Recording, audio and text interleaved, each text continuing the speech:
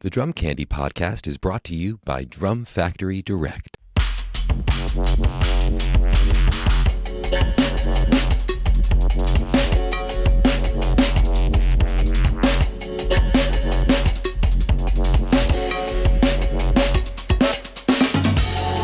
Welcome into episode 10. Believe it or not, we have reached the 10th episode of the Drum Candy podcast. This is your host, Mike Dawson. I'm coming to you from Drum Factory Direct in Pittsburgh, Pennsylvania. I want to thank everyone who's reached out, sent me emails or messages on social media. So I got some great guest suggestions and some topics for future discussion, and also just some nice feedback. I appreciate it. I appreciate you all. I haven't gotten back to you yet. I will. And if you have any suggestions for the show, please shoot them over to Mike at drumfactorydirect.com, or you can send me a DM on Instagram. It's Mike Dawson Drums, or hit me up at the Drum Factory Direct Instagram page, which I monitor regularly.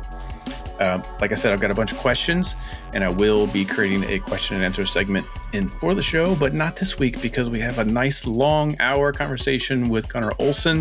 If you're not familiar with Gunnar, he is a New York City-based drummer, one of my favorites. He's coming from coming from the Dave Grohl school, but he's got a lot of power and a lot of finesse and a great touch and beautiful sound. He's one of my favorite drummers, and I've gotten to know him a little bit just through Instagram initially. And then I started following his career. It's pretty crazy. He's got Goo Goo Dolls on his discography. He's got Bruce Springsteen on his discography. And most recently, he's been playing with Pucifer, which is Maynard James Keenan of the band Tool. That's his project, one of his projects. Really awesome. They did a couple live streams that were fantastic. And Gunnar's also on, I believe, the latest record, Existential Reckoning. So check that out. It's fantastic. We talk about everything gear and just career, what's happening, what the future is. He's also involved in some really, really creative, kind of cutting edge approach to being a session drummer for Facebook and YouTube. So it's a lot of cool stuff to talk about. He's got a few drums to share with us. So let's just get to it. Here it is, Gunnar Olsen. All right, Gunnar Olsen, thank you for coming on my new podcast, Drum Candy. First of all, are you back in New York? I'm back in New York. I'm back in Brooklyn, New York. I'm moving apartments. Oh, there's some New York horns. There's some New York for you right now. Yeah, you might I currently live across the street from a park, so at some point we might hear like an ice cream truck for like an hour. That's always fun when you're like trying to record like vocals or like a podcast, and it's like but yeah, I live in Greenpoint, Brooklyn, and I'm moving to another part of Greenpoint, so I'm kind of, not that you can really see too much of my apartment, but it's a mess right now. Yeah, well, I'm new to Pittsburgh, and I still have an office that looks like a junkyard, so I've been here 6 months. Yeah, and I haven't even gotten close. Are you in Pittsburgh proper, or what's the town? It is Churchill, which is one of the eastern boroughs. Nice. So I've got some space, which is cool. Moving from very dense New Jersey to a little bit of space has been a welcome surprise. And you spent some time in Maine this past year. Yeah, I was up in Maine for 10 months during the majority of the pandemic. And we're at my wife's parents' house, and it's not the biggest house, but it was, we had to get out of the city and just kind of, I don't know, it was kind of a good excuse. It's like we went up there in July, and it's the kind of place you want to go in the summer, but I'm usually playing gigs or on tour. So it was this rare opportunity to just kind of go up there and just do nothing and not worry about, am I going to get a call for something and have to jet back down to the city? So that was pretty cool. And I honestly missed that a lot. You know, now that all the like shows are starting to get announced and like the anxiety of life is starting to trickle back in, I just like, I kind of liked everybody having, just the fact that everyone was doing nothing was this nice calm. And then obviously the downside was the fear that life would never go back to normal and people were dying and all that awful stuff. Yeah. How is New York now? I haven't been there since November, and it was pretty ghostly when I left. Is it coming back to life? It is. Yeah. I was coming back usually once a week every month to like do a little bit of remote recording or just play the drums a little bit. And every time we came back until February was just this ghost town of just everything closed. You know, you go into the city and things are boarded up, and just it was very eerie. It felt very like I Am Legend or these movies where it's like the whole city is there but no one's around. And I grew up in Times Square, so just to go to Times Square and see just, you know, be able to see 15 people at a time just was mind-blowing. But yeah, I think New York's doing really well. I think everyone's taking the vaccination stuff really seriously.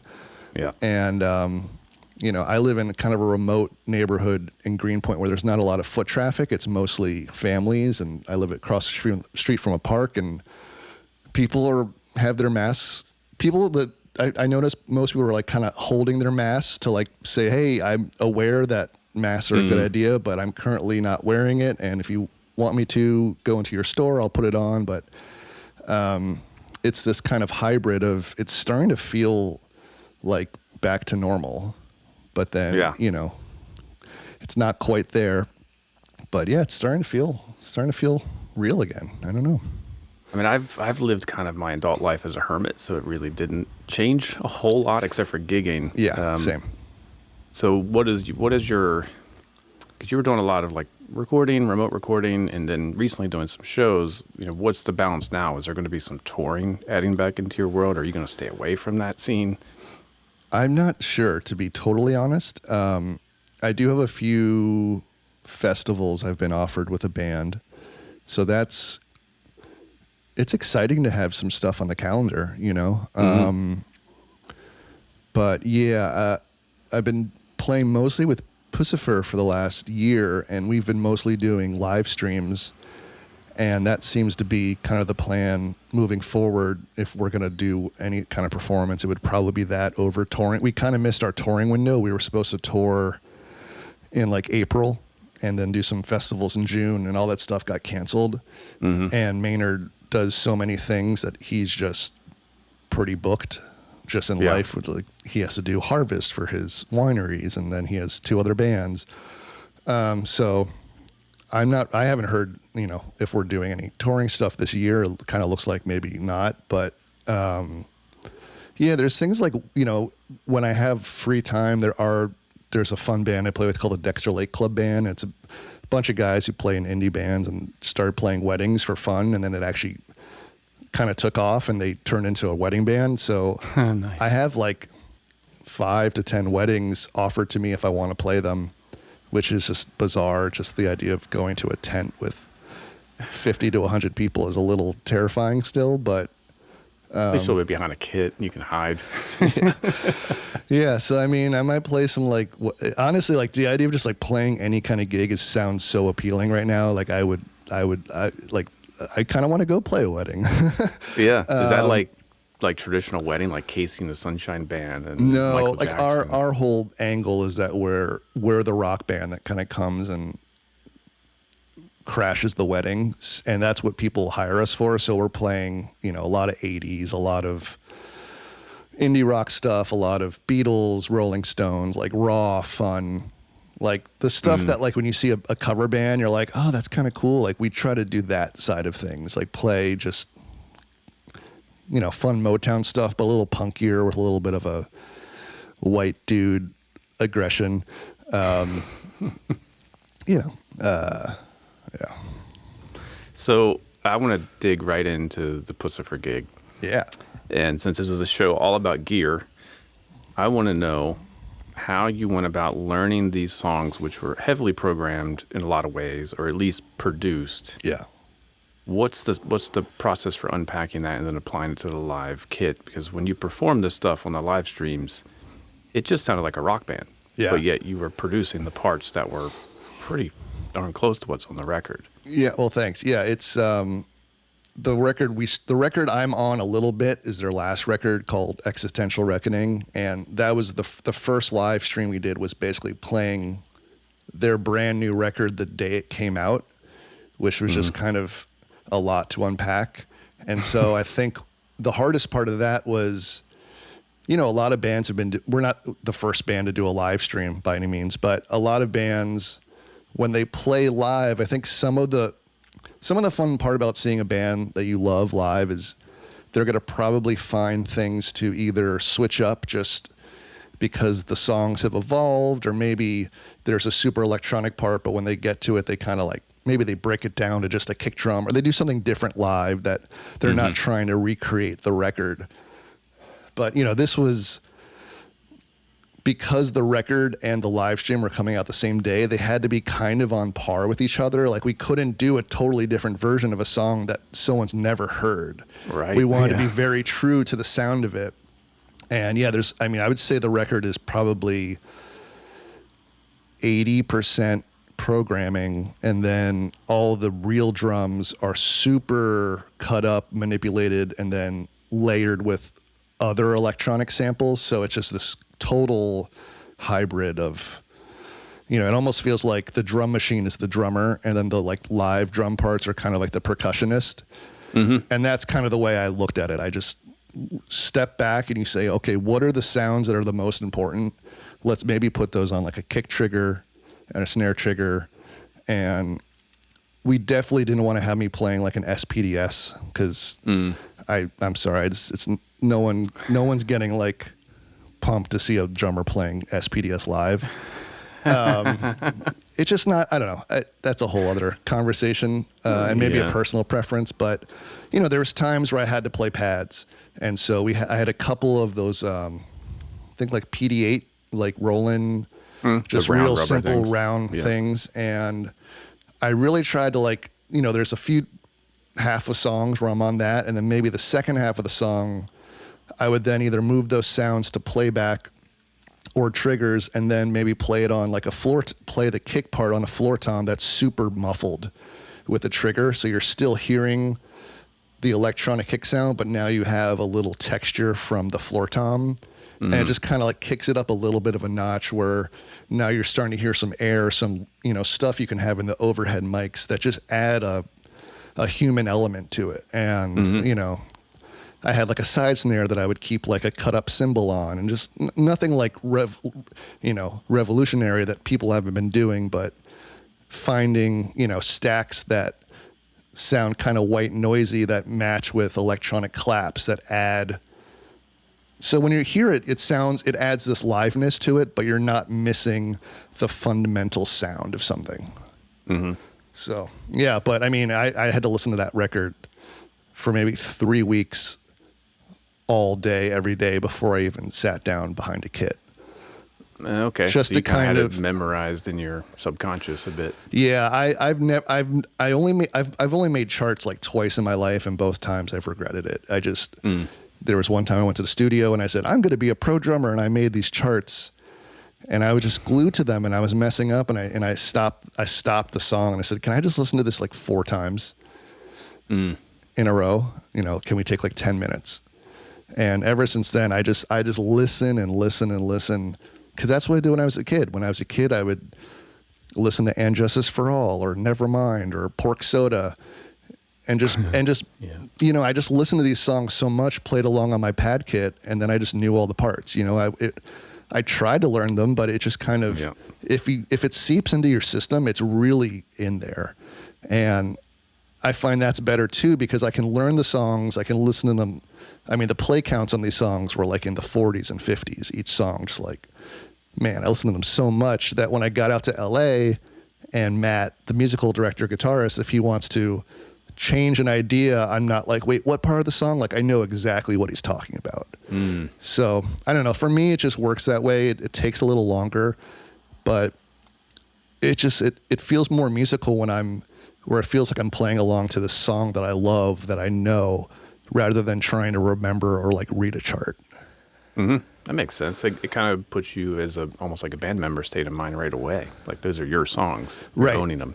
Yeah, and I think because the other thing about Pussifer, if people here know the band or don't know the band, it's these very deceivingly hard parts where it's not techie in the sense where it's like this independence challenge of like, how are they playing all this? It's this concept of like, it always seems to be a groove for like 3 bars, and then the 4th bar it's a different kick part.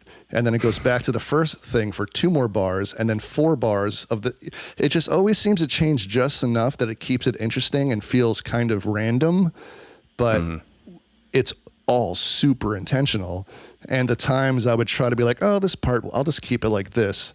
Somebody in the band's always like, oh, you missed that thing in the second verse. I'm like, you mean the one extra kick drum, So, stuff like that, I really learned to appreciate, because I've kind of evolved from like I don't know, I think when you're younger and you start to play the drums, like you're playing along to Nirvana or whatever, you're learning these, like Dave Grohl was a parts guy. He plays these drum parts. And I think that's some of the magic of him. And I think as I've evolved as a drummer, I tend to kind of play a little more in the moment. There's things I'm going to play every night the same, maybe on tour with like Big Data or Mother Feather bands I've been in for a while.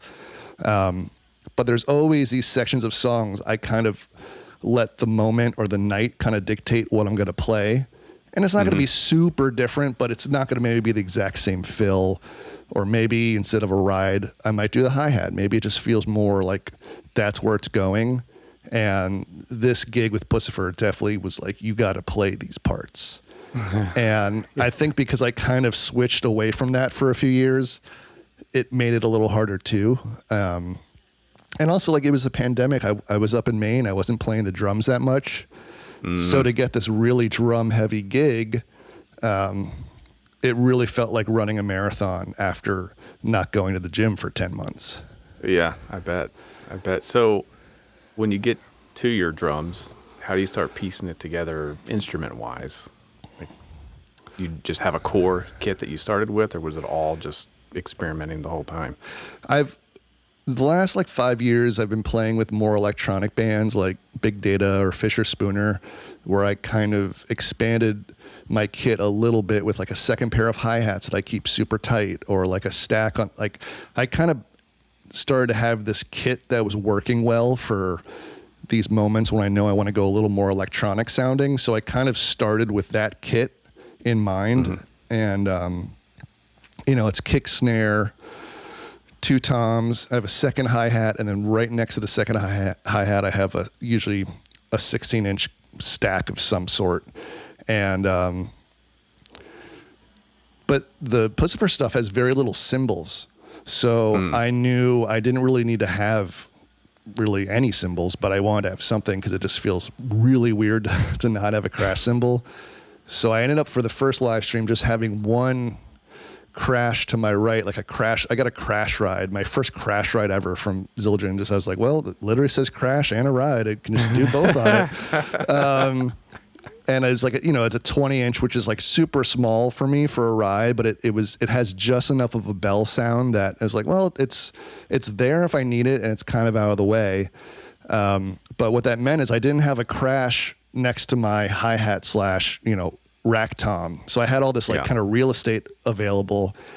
And Matt really loves those Peter Engelhardt Recos.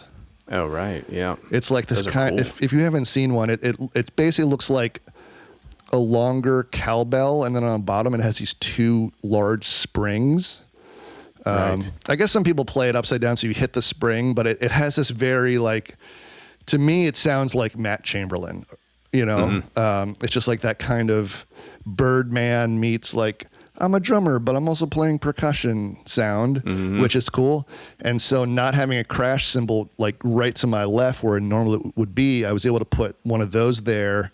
And then another, Peter Engelhardt also makes this kind of ribbon crasher that is the loudest thing ever. It's like, I think a lot of people are familiar with those, is it the rhythm? Yeah, the Rhythm Tech. Rhythm Tech. Yeah. So like, this is like this sounds like if you ran it through an amp. It's just so loud and has all this low. It's like too loud. It's like I got it when I was 2003 or 4, and it was always like the loudest thing on my kit. I just couldn't use it because I couldn't use it in the studio. It was just way too loud. But it was kind of perfect because I only hit it like 3 times in this live stream. When you hit it, it's just like, it's as loud as a stack, but it takes up like no space. So yeah, just listened. Like I said, I had to listen to that record like 40 or 50 times each song, and because I was up in Maine without a kit, I was just driving around listening to the songs, and I started to just like kind of picture like what would I do for a kit for this. On my floor tom, I had a trigger. So there's moments where if I wanted to trigger like a kick sound, I would trigger it on my floor tom. Which is fun because then you can do a floor tom snare thing and then add your actual kick as another layer, and like have the trigger off on the kick. So then it's like live sounding kick, triggered sounding floor tom. I don't know, just stuff like that. It's just, I think that's to answer your question. So what about snare drum selection? Did you try a bunch of options, or was it one you just went with and it worked? So, or do you make it work? Do you make a drum work? What's your the arguably the coolest part of this gig was going into it. I knew that Jeremy Berman was going to be my drum tech, and Jeremy makes Q drums. And Jeremy and Matt, the guitarist of Pussifer, have known each other, I think, since the early 2000s. They were both techs on Nine Inch Nails. So Jeremy has kind of been Nine Inch Nails' main drum tech since the early 2000s. And, he built Ilan Rubin's kit, and then he moved on to Muse, and he built Dom Howard's kit. And actually, he built the first Q drums he ever built were for Matt Mitchell to use in Pussifer. Oh, okay. So they just basically Jeremy was working at Orange County Percussion and started trying to he had the idea to make metal drums with wooden re-rings. And Matt Mitchell from Pussifer was the first guy saying hey, could you try this? Could you try using copper? So the whole reason Jeremy has a copper series of Q drums is because Matt was hey, why not try a copper kit? And so all the stuff Pussifer has ever done since Matt's been in the band, he's used Jeremy's drums. So he brought Jeremy on to be the drum tech, which was just exciting. I've known Jeremy for years, and I have a couple of his snare drums, but I wasn't quote unquote an artist by any means, but I was really excited to kind of, in my mind, I was thinking one of these days I'm going to probably have a Q drum kit. Jeremy's a great guy. They look cool. So this was great. So I showed up 2 days into production, and they had set up a kit. They had already tried out 4 or 5 snares. Matt is super hands-on with the sound. So when I showed up, the kit was set up. They're that's what we're using, which was great because it was a mahogany kit and this big brass snare. And I just got to sit down and having it was the first time I've had a world-class drum tech tuner, just there you go. And you sit down and you're just it just made me really appreciate the whole idea of how you tune your drums. And I could say so much stuff about Jeremy. He's a great hang. He prides himself in if he sets up a drum kit every night, you don't have to move it. I've had a few bands where I've had someone set up my kit and then you sit down and you have to you're gonna move the rack tom. And we did the filming we did for the live stream was out in the desert. And our first shoot, the first song we played of the whole thing, we started at 5 a.m. And long dumb story, I ended up showing up late because I slept through my alarm, the stuff you have nightmares about. I showed up and everyone's in place, we gotta we're starting in 5 minutes, and I'm are you kidding me? This is the thing we've been working on for a month of rehearsals, and so I literally had to run to the drum kit I'm half awake. We're performing in sunglasses at 5 a.m. It's pitch black. And I sit down on my kit. I put in my, scrambling to put in my in-ears, and they're you ready, Gunnar? You ready? And I'm I just look at, I haven't even hit a drum, and I just look at the drum kit, and my first thought was oh, this looks pretty good. And then next thing I know, I'm hearing the count in, and now we're rolling, and I didn't even have time to think about are the drums in the right place? He just, that's what he does. So thanks to Jeremy for saving my ass on that one. But yeah, holy smokes, that's stressful. Yeah, just are you kidding me with this? So yeah, for the first live stream, he's got this mahogany kit he calls the shop beater, which all of his drummers have played. There's like videos of like Alon Rubin playing it, and Tucker Rules played it on stuff with Thursday, and it's just a great kit. Like immediately I was like, okay, well, I guess I'm a Q artist now because I'm going to be doing these live streams and these drums sound amazing. And I have this great friendship now with Jeremy. So Yep. Put your order in now. yeah, basically. So yeah, they made my life. I mean, to take out of the equation, like, what do I play on this? Like, I brought some cymbals. He also had all these Zildjian cymbals that like were perfect sounding. And so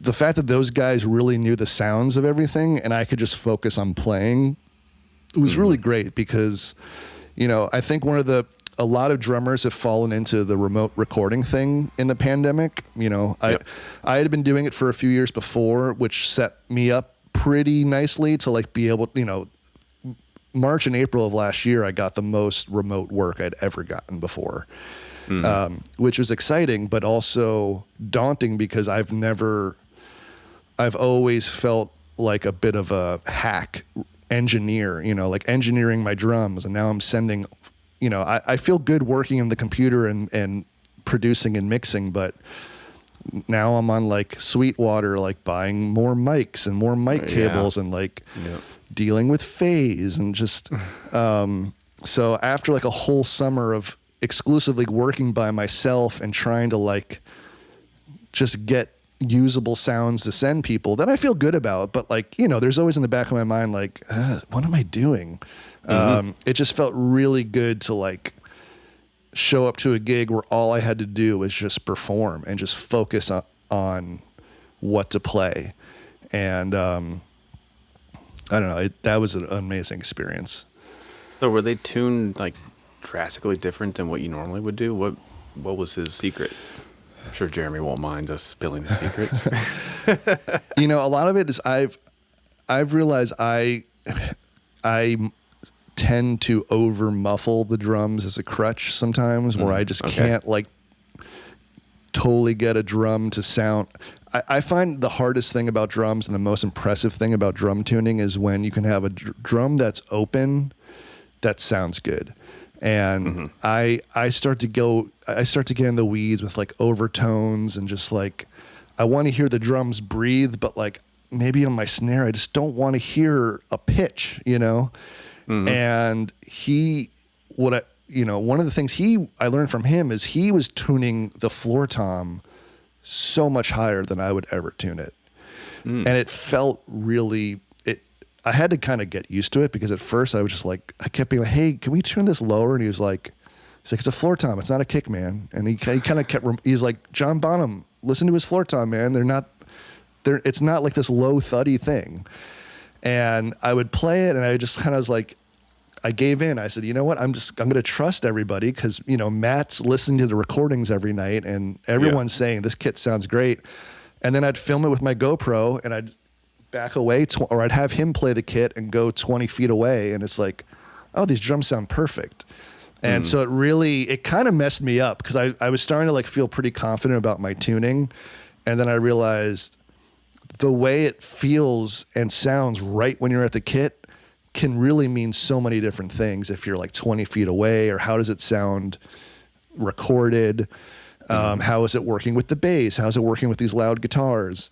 So I would say I have been trying to embrace more just keeping needless stuff off of my drums if possible. You know, like I stopped using Moon Gel a few years ago, but I've been using like the snare weight M80s, which I love and are pretty great because when you hit the drum, they kind of bounce off like for a split second. But, you know, I was just getting into the habit of putting them on the drums before I even like heard them, you know, and I was using a lot of the big fat snare drum stuff because we were switching song to song, and it was just nice to like be able to dampen stuff. And when I showed up, they're like, you don't need to put all this stuff on the drums on every song. You know, on some stuff it was really cool, but you know, I started to kind of trust him more and learn to kind of just like trust my ears and just I don't know, just kind of get used to the sound of open drums again and try to get better at deciphering what sounds good if it's open, you know? I wonder if that's a side effect of us having to play in smaller rooms in the past decade or so, because drums sound, a little bit hard to listen to in a small room. Yeah. I know it's for me. My studio's always been small, so like I can't do the big, I know, open resonant thing. Yeah, my studio in Brooklyn's pretty small too, and I think that's a good point. Like when I look back to like my touring formative early days, I didn't put anything on my drums, and I never thought twice about it. And maybe in the studio, somebody would help me like figure out how to get the sound. But then when I started playing like these wedding gigs or like at Rockwood Music Hall and stuff, like you can't just like, that was a whole learning game. Like when I started becoming more of like a freelance drummer, I always prided myself on being the loudest drummer on a gig, right? Cause like we were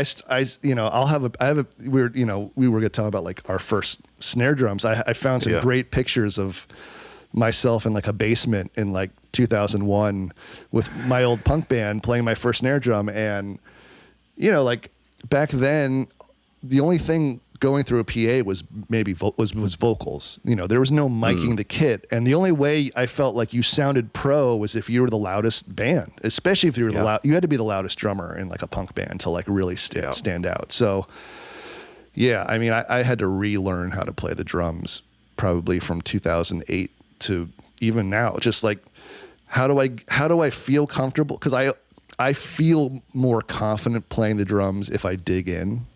Mm-hmm. And that was such a part of my identity. So when I realized, well, I need to keep working, and this isn't going to be the appropriate way to play for everything. So how can I play softer but still look cool? Mm-hmm. And that's hard. So tea towels over top of everything, tape the cymbals up. Yeah, I mean, I do love those Roots EQ, like full covered tea towel, like Ringo sounding things. Those are great for like when you want to just play. If you have to play a gig at a smaller place, but not totally hit like hot rod level, like I don't own a pair of hot rods. If you want that, if you want that, thank you. if you want that guy, just hire somebody else. I'm happy to try to play quieter. I mean, even Dave Grohl barely gets a pass for playing hot rods. I don't like that record because of that. I hate the sound of those things. I know that record is classic, but I can't listen to Nirvana unplugged. I can't. Yeah, it's not Dave Grohl. It's not. I like it, but I know what you're saying. I think when it came out, I was a little like, what? Yeah. His hair's in a ponytail? Pearl Jam just rocked out when they played, and Alice in Chains just kind of rocked out. Well, it's funny you say that because I bought the Pearl Jam record because of their unplugged. Yeah. And then and then I didn't like it. The sound of that first record, what is it? 10? 10, yeah. It's kind of I don't know. I don't want to start a thing. I'm not the biggest Pearl Jam fan, but I remember really liking the unplugged and the energy of it and the extended version of like Porch, and then like listening to like the recorded version. I was like, and it wasn't even like Dave Aberzies, who like I had just watched like kill it, who arguably had too many splash cymbals, but at the time. And lots of diddles. Yeah. But at the time it was exciting. And and then I never got into, after that I just kind of like turned my back on Pearl Jam, but they have Matt Cameron now, which is pretty cool. Yeah. I mean, I remember going home from basketball practice just to tape that unplugged on the VHS. And I probably watched it every day for 4 or 5 years. I think it's their best recorded performance still to this day. Yeah, I haven't seen it since, but I would be curious to see it. I was that way with Nirvana, where I would record everything that MTV put out of theirs and just watch it and play to it. And yeah, I think that's how you learn to play in a band before you're in a band, is just playing along to your favorite bands and playing a set, playing the whole record, like learning.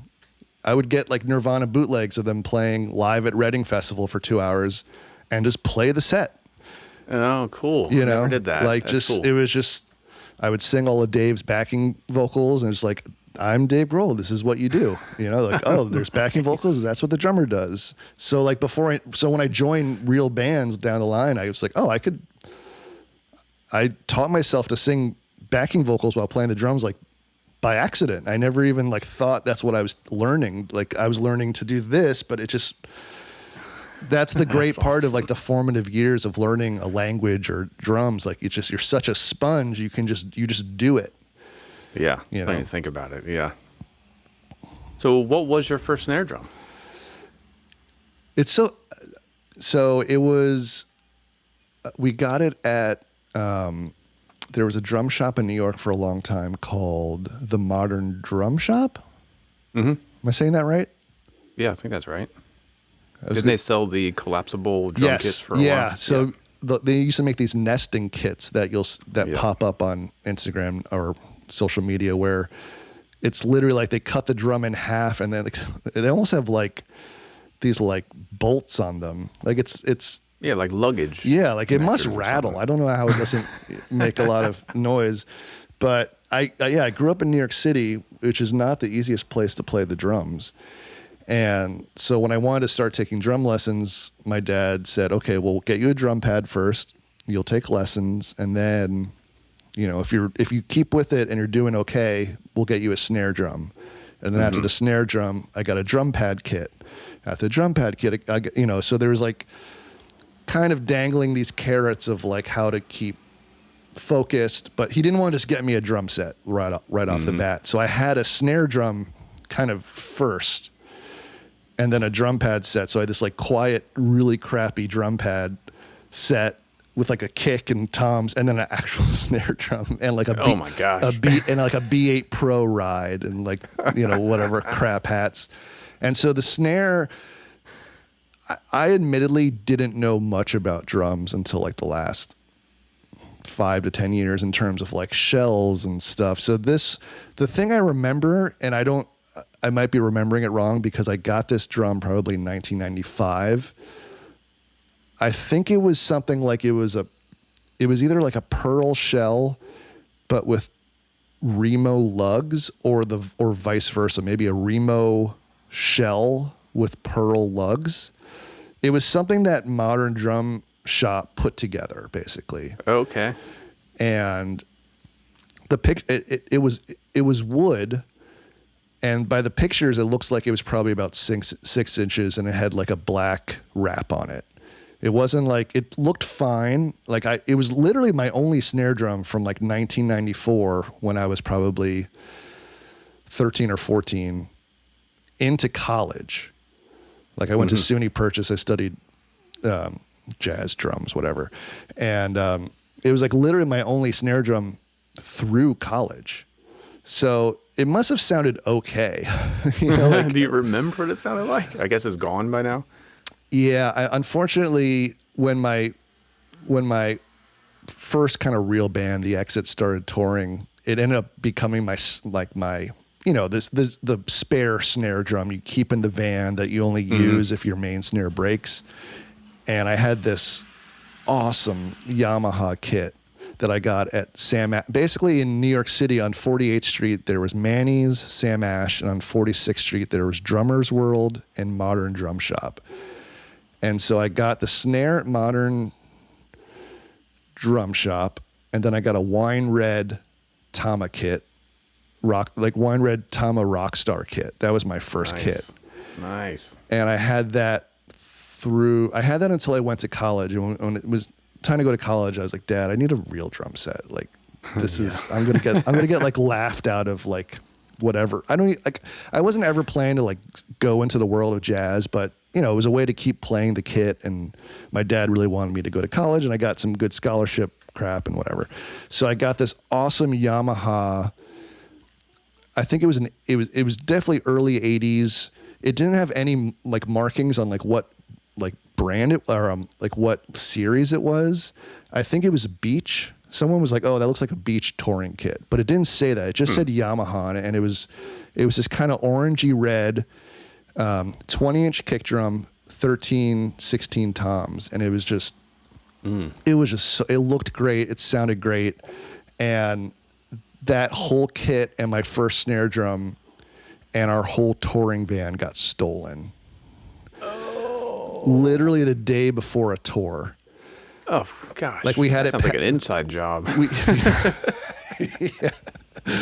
We had it packed up in New York, and our roadie was in New York. The band was out in California doing some like radio press thing. So we had all of our particulars. Like I had my cymbals and my snare because I was going to be playing on like these rental kits, and our roadie was going to drive our packed van to South by Southwest by himself, which is crazy. This is the stuff you do when you're in your 20s. Like he's like, I'll just drive it. You guys, we'll meet up in Austin, Texas. And so I was out on the West Coast with my cymbals, with the 4 cymbals I owned, and my real snare drum. And so the snare drum in question, my first snare drum was in the van with that awesome Yamaha kit, and it's out there somewhere, but I don't have it. They took the whole van, like drove away with the vehicle? Yeah, they just took the van. And so like all of our merchandise, all of our amps, all of our, all the backup stuff, because we had our main stuff with us in California. So yeah, we had to do a whole tour basically like using the other band's equipment, which, I don't know. I think that was kind of like, I learned to then like play like myself on not my drum kit. So in some ways that was the beginning of like when it came time to start playing singer-songwriter gigs and like playing the New York music scene, you don't really need to have a drum kit. Yeah. So I then didn't have a drum kit for literally 4 years after that because I was just playing places that had shells and I'd bring a snare and cymbals. But to answer your question, I remember when I got my first real sounding snare drum that I realized my first snare drum sounded like crap. What was your first real one? I have it with me. Sweet. This one was made by Drummer's World, which was on 46 and 10th. No, it's 46 and 7th. And it's a wood snare, 6.5. And it's a custom snare they made. And now when I got this snare, it came with those Anton Fig wood hoops, Yamaha wood hoops. Yeah. And I think that's what attracted me to it because, it's a pretty light wood. And then with like these like wood hoops, it just like stuck out. And I remember thinking like, that looks so cool. My band was just about to go into the studio to record our first record. And I was like, I'm going to treat myself and get like a real sounding snare drum. And we did like maybe 4 or 5 shows before we got to the studio. And by like show 2, I had like totally fucked up this wooden hoop. Like I never like took into account, like I play 99% like rim shot, like, so like on those wooden, I don't know if people have seen those Yamaha wooden rims, but basically where the lug goes, there's like this circle. So you can access, the lug, and like all the ones right in the playing area, I had just like destroyed. So like these like holes where like the lug would come up, the top of were just like crumbled, like shards. And so like by like show 3, like I'm like, I can't even play. I had to go back to my first snare drum because I had just shattered and I'm sure I paid extra to have these stupid hoops on it, but it never occurred to me like what would happen like playing at like Dave Grohl velocity at like age 22 where I have like the most energy of my life. Yeah. So, hickory beats maple. Yeah. But this snare drum, so my first snare drum I probably had from like 94 to 2002. I got this one in I think I got this in 2000 or when I went to college. So maybe 90. No, I got out of college. I got it probably in the years 2001. And then this was my only snare drum till 2014. Like I just played this snare drum. Oh, wow. Okay. So I kind of consider this my first snare drum, and like, this was the one I just kind of know the best. And does it still get used? The funny part is I started playing 2014, I got some drums from CNC Drums, and that was kind of like my first like artist kit and like custom kit, had them like build, stuff out to my specs and stuff. And they're great. They're great. They make great drums. And, you know, when I got my snare drum from theirs, this went in the closet, and I haven't pulled it out until right now. So I haven't even played it since I got my first CNC snare, which was probably 2014.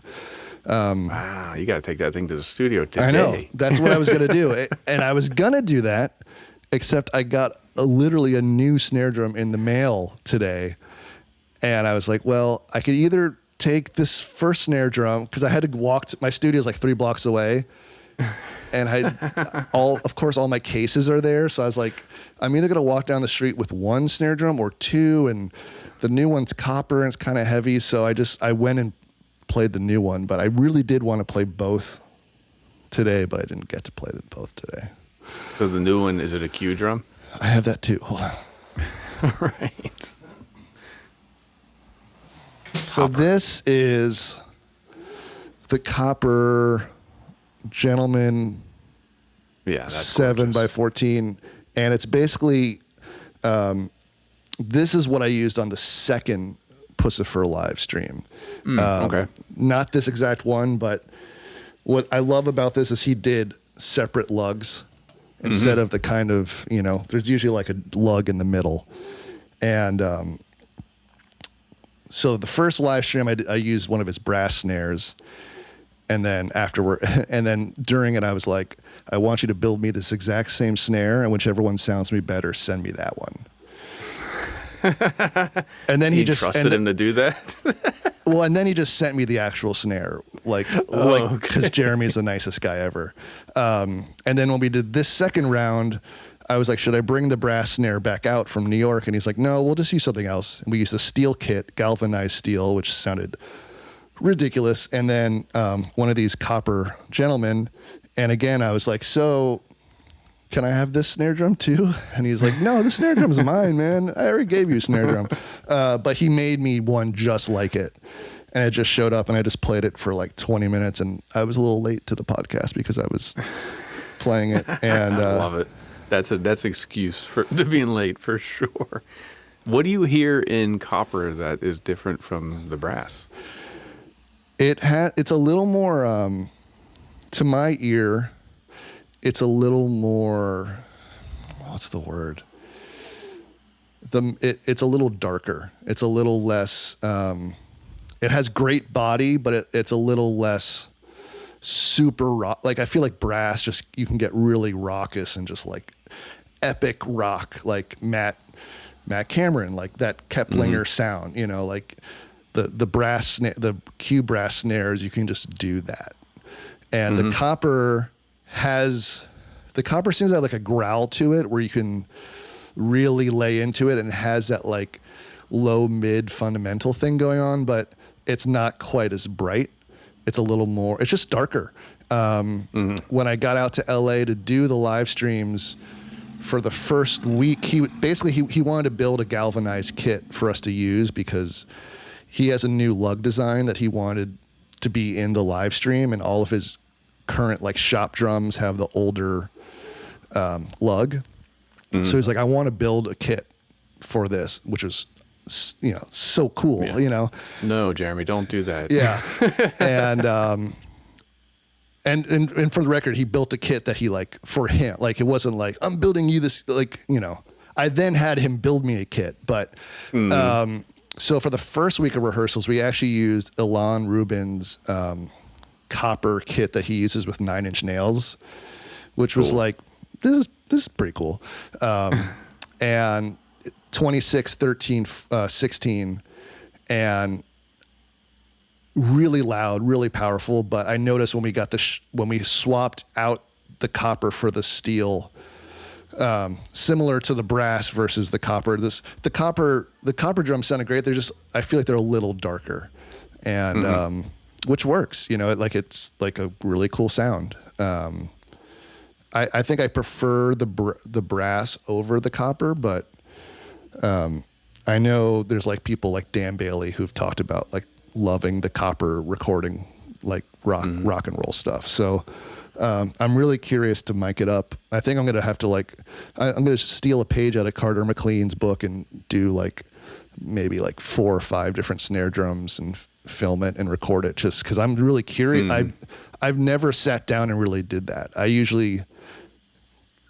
hear a song and I'm like, okay, I think this snare will work for it. But you know, last year when I was doing all the remote stuff, I have one of Jeremy's aluminum Gentleman 7x14. I just use that all summer. Like I use it on everything because it just worked. Really? Maybe I swapped it out like twice, but I feel like in this day and age, the snare sounds that people want right now tend to be not that different song to song. You know, people. What is it? What is the request? It's that like gushy Fleetwood Mac snare. I feel like 99% of the time. Still a thing, right? It really is. And it's a cool sound. You know, it's like what I like about that sound is it's pretty easy for me to dial that in and feel confident with it. It's like when people want the like Matt Cameron, like really live sounding drum kit, like out of my like smaller Brooklyn studio. That's the part where I'm like, cool, well, we're going to probably want to use that Ocean Ways plugin a little bit on this. Right. Which is great. And, you know, I will say like 85% of the work I do remotely is for producers I have a relationship with. And I kind of trust that. I'm very aware that most of what I'm getting hired for usually is to add a human element, and they're not sweating like, am I going to get the best drum sounds ever? Because I know at the end of the day, they're going to make it work. They're going to make it sound good EQ wise. They're going to add a sample if they need to. I'm not offended. They want to have the thing that they can't do, that they can't program, which is just a live drummer and live drummer intuition. Like what kind of fills do real drummers do? You know, like I feel like you can tell when someone's thought of like, I'm going to program this fill versus like the Ringo fill, which is just like an extension of your arms, an extension of a thought. It's not like the fill of the day on Instagram, you know, like no one's playing fill of the days like on hit records, you know, like if there's a fill, it's going to be da-da, or maybe you know, like right. There's a reason like those fills are like, you know, there's the Max Weinberg, like ripping off Motown, like, you know, Hungry Heart, you know, like, yeah. There's only like 4 fills you really need to know to like be a successful session drummer, you know? So, right. Yeah, I don't know. But yeah, I'm really excited to like record.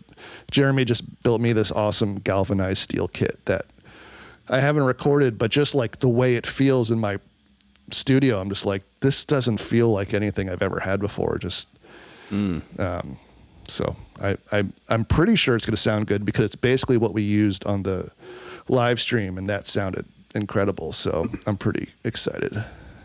Well, everyone listening, make sure you follow. It is Gun Buns on Instagram. So hopefully you can see this kit and these snares in action soon. Yeah, man. 1 gun, 2 buns. Yeah. Gun Buns. Shout out to Johnston. Thank you. So I want to wrap it up by talking a little bit about Track Tribe. Yeah.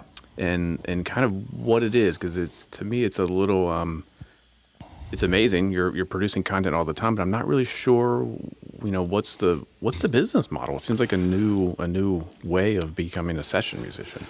Some of that nebulousness, some of that like is on purpose because there's certain things that are in the works that I can't fully talk about.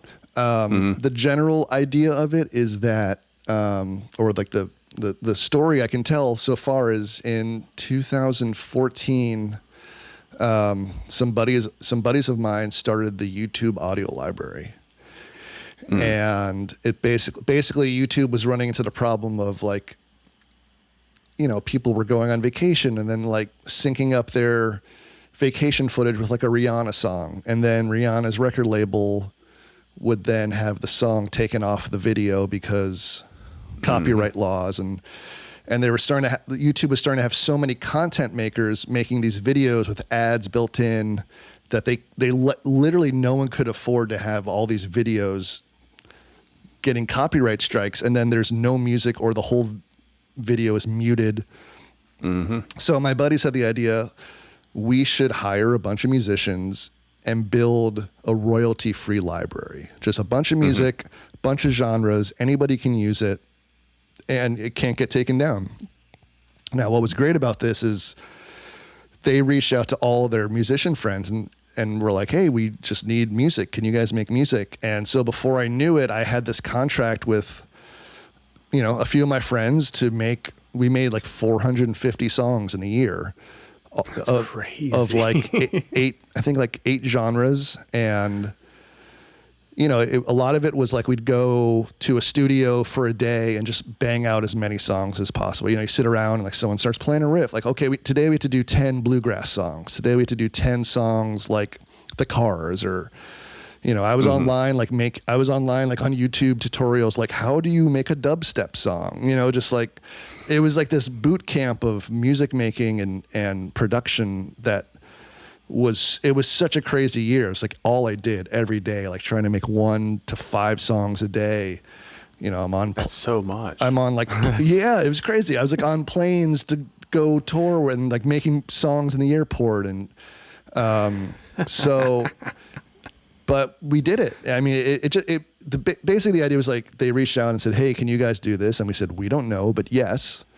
Mm-hmm. And we did it. And then a few years later, some of those guys went to Facebook, and Facebook was like, hey, we love the audio library. We would love to have a library. Like, do you know, who should we hire? And they're like, well, you could hire some of these guys.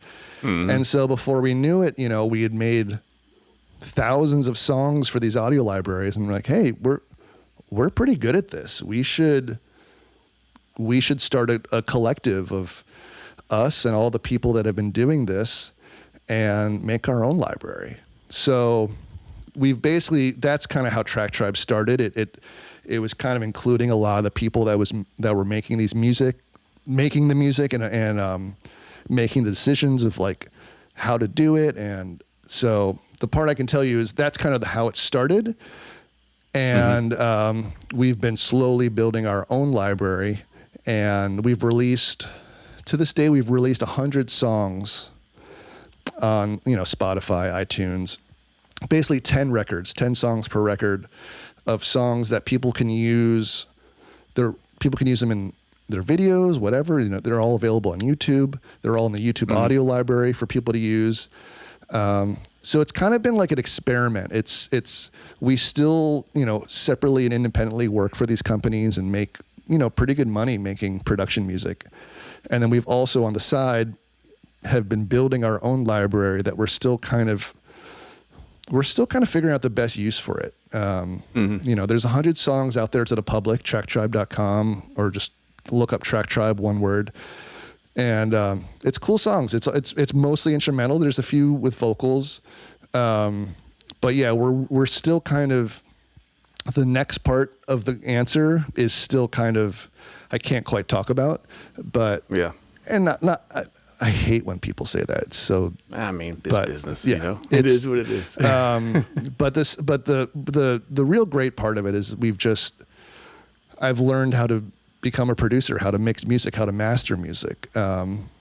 And you're not just playing drums, right? You're writing, mixing, mastering. Yeah, and what's been really cool is the stuff I've been doing for Facebook for the last couple. I've made, a lot of the stuff I've done under aliases, and but there's about 50 to 100 songs in YouTube and Facebook libraries under my name. And the cool thing with the stuff I've made for Facebook over the last 2.5 years is they're now letting me release songs on digital service providers. So just as of last week, I released my first single, which is a song I made for them. And what's cool about the stuff I made for Facebook is it's getting used in a lot of branded reels on Instagram. So like if you're a business or a brand on Instagram and you want to use a song in your stories or your reels, you can now only use music from their libraries. You can't just use a Rihanna song. Like I could post a story and use whatever song I want that's available in the music section of like a Instagram story. Yeah. But if you're a branded business partner or whatever, you can now only use songs that Facebook has basically bought or made. And so what's great about that is I've been making music for them for the last 3 years. And now a lot of my songs are getting used by like branded content stuff. And so I'm able to see which songs are getting used the most. And now I'm able to now put out the songs I choose out on like Spotify and iTunes. So I like just put out my first single, not ever, but of these songs last Friday. It's called Pressing Matter. It's on Spotify and iTunes. But yeah, it's exciting because over the next like 6 months, I'm going to be releasing essentially 2 or 3 albums of just songs I've been making over the last few years, but songs that I feel like define that, like I feel like, oh, this like represents me as a solo artist. So I don't know, that might be a new path I end up going a little, further down. Or it might just be something I do for fun, and if people check it out, it's cool. I'd love to like play like my own music live. That's kind of still a goal that, now that like shows are actually happening, I might actually be able to try out. Would you be up front or playing drums? I would definitely be behind the drum kit. It's all instrumental music. So, I don't want to do a thing where it's just drums and me pressing play on a computer. It'd be great to have like a skeleton band and have some tracks and play some stuff on keys. But it would be along the lines of like a quartet or, Caribou, like electronic leaning artists that incorporate some live instruments. But yeah, so I don't know. That's killer. So you can find it under your name, Gunnar Olsen. Gunnar Olsen. Yeah. I mean, if you go to Gun Buns on Instagram, that's kind of my hub of like, that's where most things go. But yeah, on YouTube, Gunnar Olsen, it's kind of starting to be a lot of everything. It's like footage of me playing with Pussifer and then footage of my singles. And but yeah, I don't know. I'm having fun doing everything, and the response has been pretty cool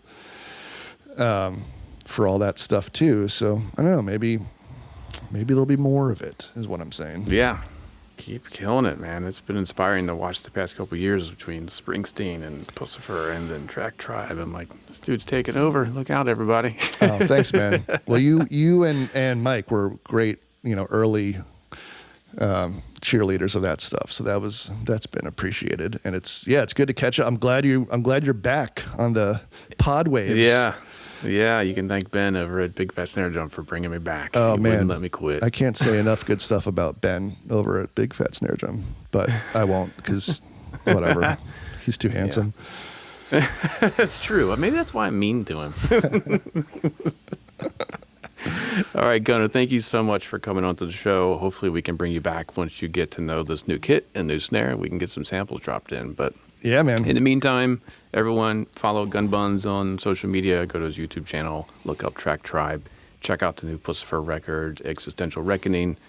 Is the live streams available anywhere, or are they out for now? They're down currently. Okay. They'll be out sometime. They'll be out. Yeah, It's like I'm kind of the last to know with all that stuff, but yeah, it'll. Yeah. I mean, there's a couple videos on iTunes from the show. Yeah, there's from the first one that we did in the desert, which like it basically looks like a combination of like Live at Pompeii and like Close Encounters from the Third. It's like it's really cool. Like there's 2 songs. If you go to the Pussifer YouTube or iTunes, there's 2 songs from that performance that I'm super proud of and just look really cool. There's one song that literally we like had to time it out so the sun was rising during the song. Nice. So we like started at like 6:45 a.m. and then by the end of the song, like the sun is coming up over. It was just like I'm getting chills just talking about it. It was like the most memorable moment of my playing career. Just like what am I? It's like basically being on. It looked like we were on Mars or like Westworld. It was so cool. Right on, man. Thanks, Mike. Mike. Thanks again, and I'll talk to you soon. All right, buddy. Thank you. All right, that's it for this week. I hope you enjoyed my chat with Gunnar. And then rather than do a segment of myself playing drums this week, I am going to feature a short excerpt of Gunnar playing. This is taken from his YouTube channel. He is rehearsing with Pussifer, and in particular, he is playing the Q Drums kit with the 7x14 Gentleman's Copper Series snare. So go check out the video on his page, give him a like and a subscribe. And speaking of which, if you like this show, please drop us a review on iTunes or wherever you get your podcast. That helps spread the word. We appreciate all the feedback. Again, hit me up anytime with any ideas, suggestions, or comments. Mike@drumfactorydirect.com.